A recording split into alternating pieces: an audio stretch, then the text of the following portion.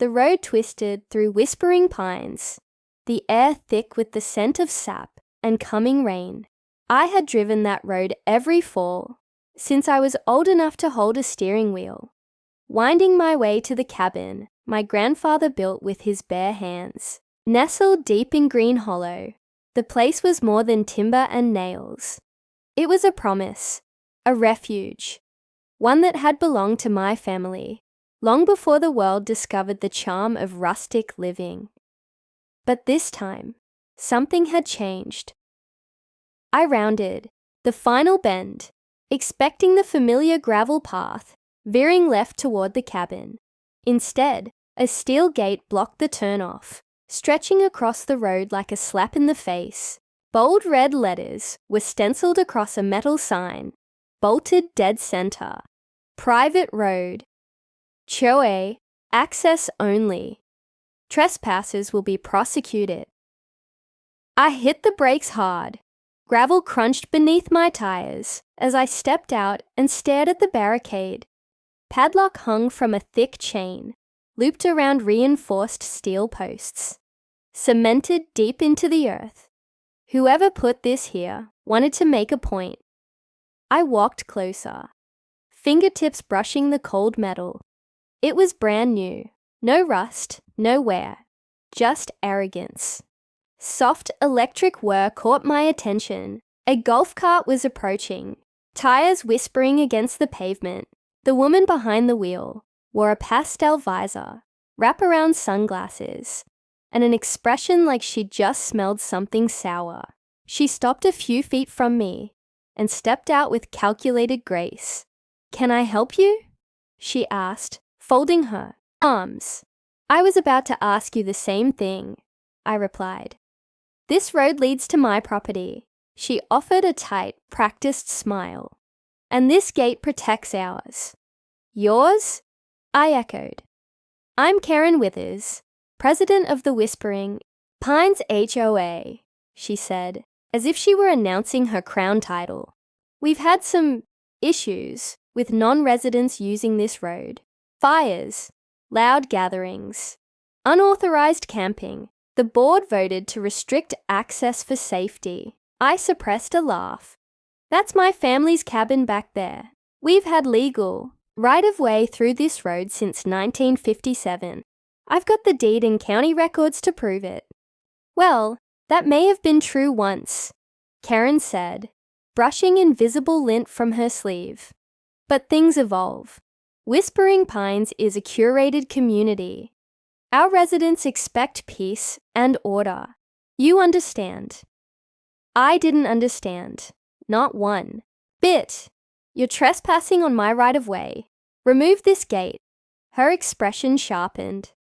"Sir, you are welcome to present your claims at our next board meeting. Until then, you'll need to turn around." My jaw clenched. "So this is how you handle things? Fence people out and hope they give up?"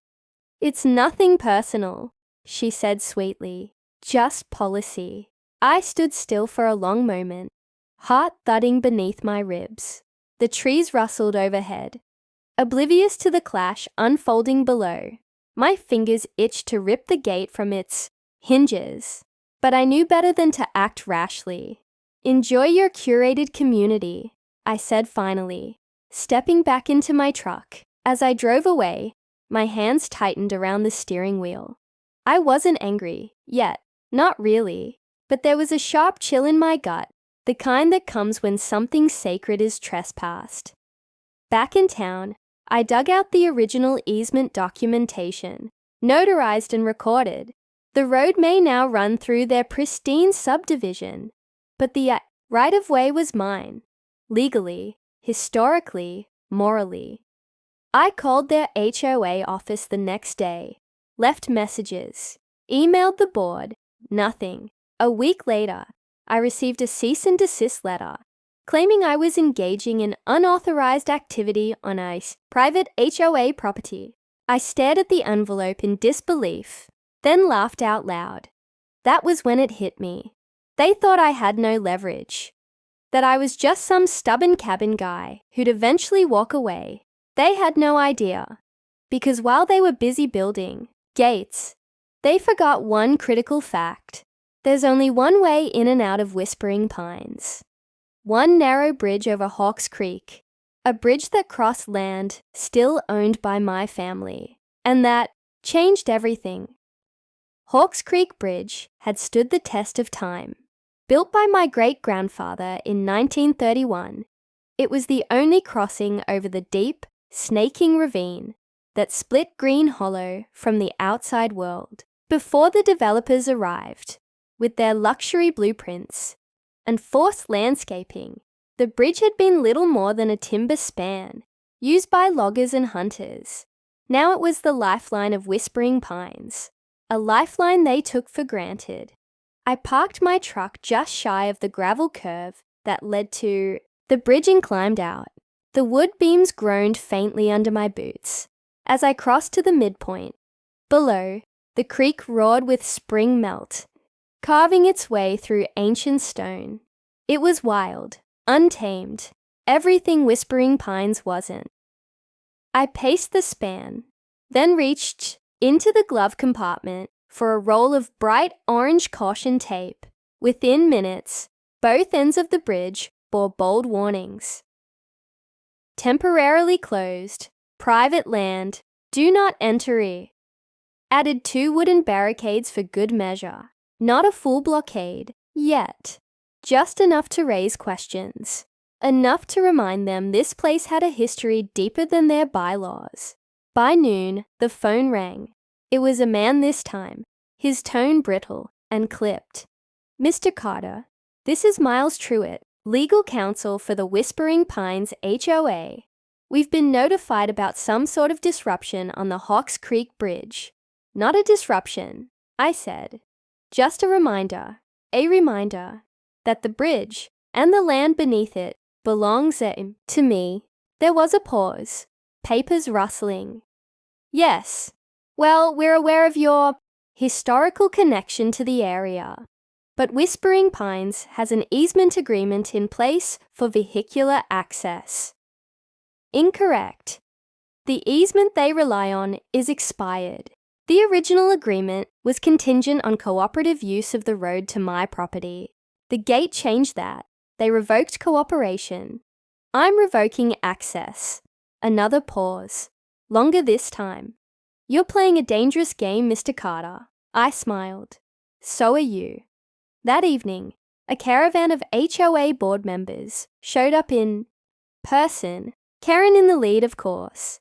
She arrived in a pearl-white SUV, stepped out in heels far too clean for the country, and marched right up to the edge of the bridge like she owned the land beneath her feet. This is ridiculous, she snapped. You can't block access to an entire neighborhood. You already blocked access to my cabin. I replied calmly. That's not comparable. No, you're right. My family's lived here for 4 generations. You bought into this place 5 years ago because the brochure said it had mountain charm. Her face tightened. You're threatening an entire community. No, I said. I'm giving you a chance to make it right. She looked back at the others. 2 men in polos, and another woman clutching a leather folder like a shield. Miles, the lawyer, stepped forward. If you persist in denying access, we'll have no choice but to pursue legal action. Civil damages, emergency injunction. Go ahead, I interrupted. Let's put everything on record. The expired easement, the blocked road to my deeded land. Let's talk about how your board installed a gate on property you don't even own. They hadn't expected resistance. Certainly not measured, lawful resistance. They thought I'd yell, threaten, maybe vandalize the gate. They were counting on emotion. But I'd learned long ago, nothing rattles a power-hungry group like quiet, unshakable resolve. Karen narrowed her eyes. What do you want? I want my road reopened. I want the gate gone. And I want it done within 72 hours. Miles began to speak, but Karen lifted her hand. Her pride battled with calculation for a long, tense second. We'll need to discuss it. You've got 72 hours. I said again, then turned my back and walked to my truck. That night, I sat on the porch of my father's farmhouse, sipping coffee and watching the creek shimmer in the moonlight. I could already hear the whispers spreading through their subdivision. Residents late to work, landscapers rerouted, delivery trucks stalled. They built a prison and locked the wrong side of the door. Let them sweat, because now they knew. The bridge didn't belong to them. It belonged to me. By day 2, the facade of Whispering Pines began to crack. It started small, just murmurs from frustrated residents. A landscaper posted a video of his truck idling at the barricade, then venting to the camera about how he'd lost 2 jobs because he couldn't get into the neighborhood. The video went viral in a few regional groups. A grocery delivery service posted a notice that Whispering Pines addresses were now temporarily inaccessible. By mid-afternoon, angry posts were appearing on the HOA's Facebook page. Still, the board held firm, at least publicly. At 6:45 the next morning, I got an unexpected visitor. A woman, maybe mid-30s, dressed in jeans and a faded college hoodie, stood on the far end of the bridge. Her hair was wind-tossed, and she carried a baby in one arm while holding a toddler's hand with the other. "Mr. Carter," she called, her voice uncertain but polite. I stepped out onto the porch, boots crunching on gravel. "That's me. I'm Sarah Gentry. I live on Alder Ridge. My husband's deployed, and I have no way to get to the pediatrician. They say you shut the bridge." I hesitated, then walked to meet her. Up close, I saw the worry behind her tired smile, the kind of exhaustion that doesn't come from sleep, but from holding everything together by a thread. "I'm sorry," I said gently, "but I didn't shut anything. Your HOA did when they locked that gate on my land." Her eyes darted down to the baby squirming against her shoulder. "I understand what you're doing," she said. "I read about the easement. It's not fair what they did to you. But please, my daughter has RSV. I just need one trip across." I nodded once. "You can cross. I'll move the barricade." Relief washed across her face. "Thank you," as I guided the barrier aside and waved her through. I noticed Karen, watching from a distance in her SUV, parked discreetly behind a tree line.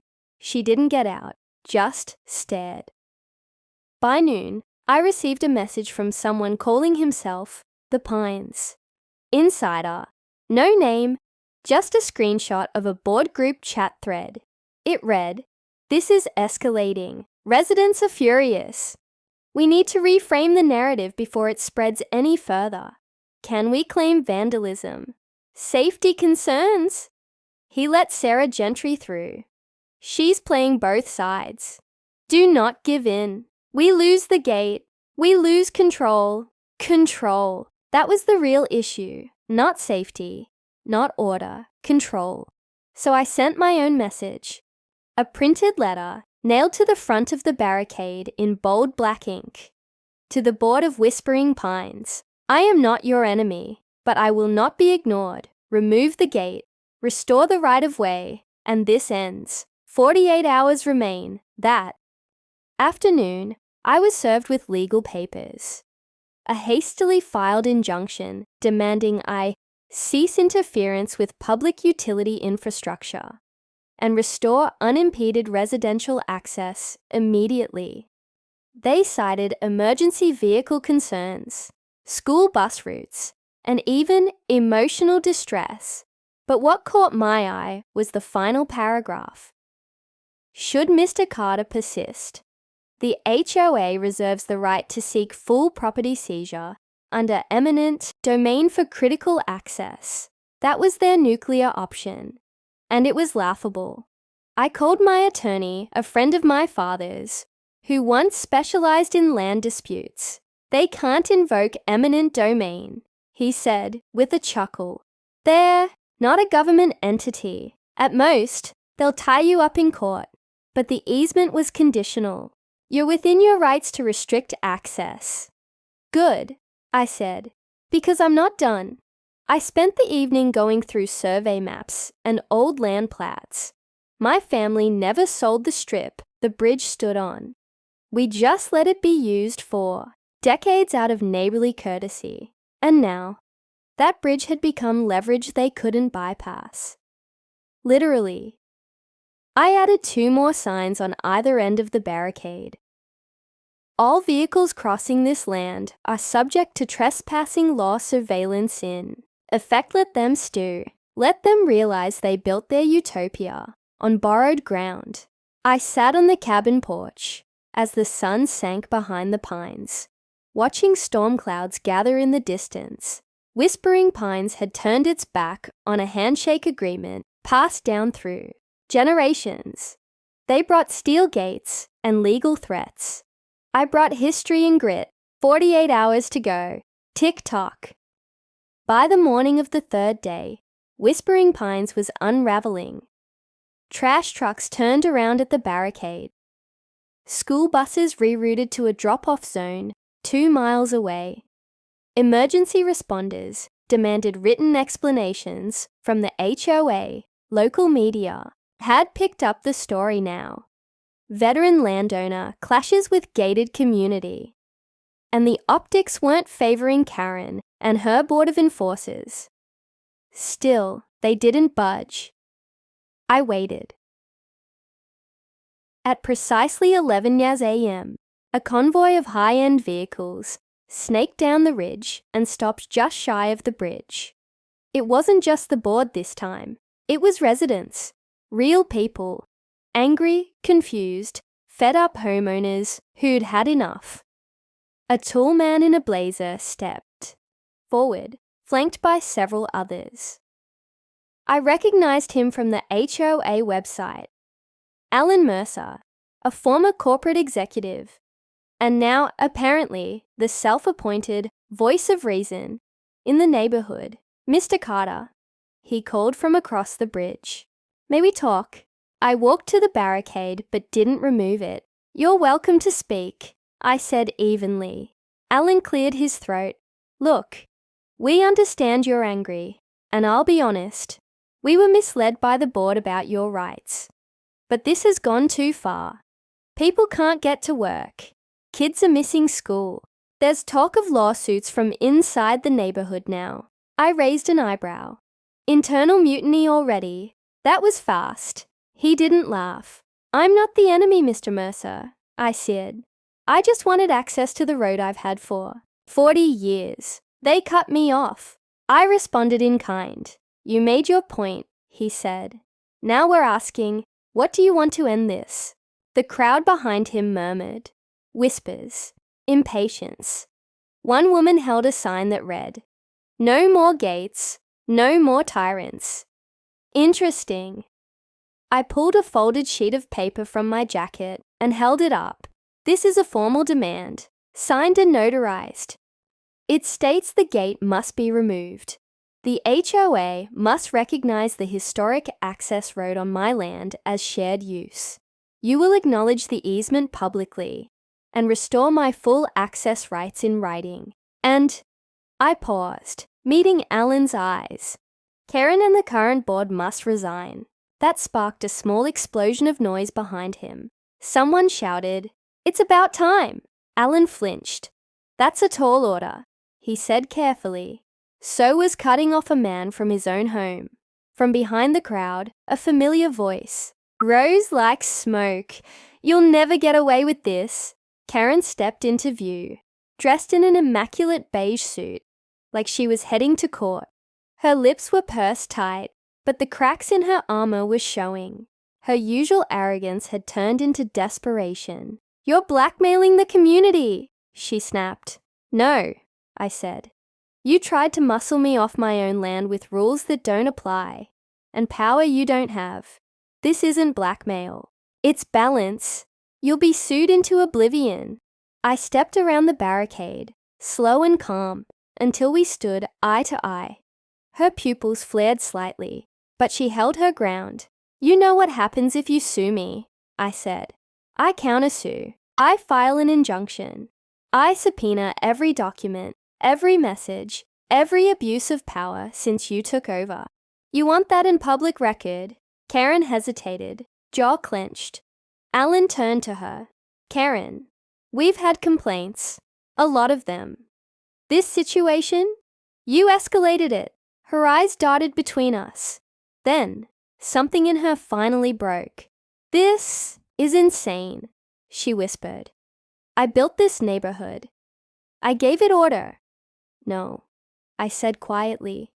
You built a cage, and you just locked yourself inside. By nightfall, the gate was gone. A work crew showed up with bolt cutters and quietly dismantled it piece by piece. Karen's resignation followed within the hour, buried in a statement filled with platitudes about transitioning leadership and community cohesion. I stood on the hill and watched the headlights wind down the once blocked road to my cabin, open, free, as it had been for decades. Alan handed me a printed letter bearing the new HOA seal. It confirmed everything in writing. You've got your land, he said, and your road, and a whole neighborhood that probably owes you an apology. I nodded once. I never wanted a fight, just fairness. He extended a hand. I shook it. Later, that night, I walked the bridge alone, the moon casting silver over the planks. The wind whispered through the pines, and for the first time in weeks, the hollow was quiet again. Not conquered, not controlled, restored, and somewhere, deep in the bones of this land, I swear I could hear my grandfather's voice. Never let anyone fence you out of your own home.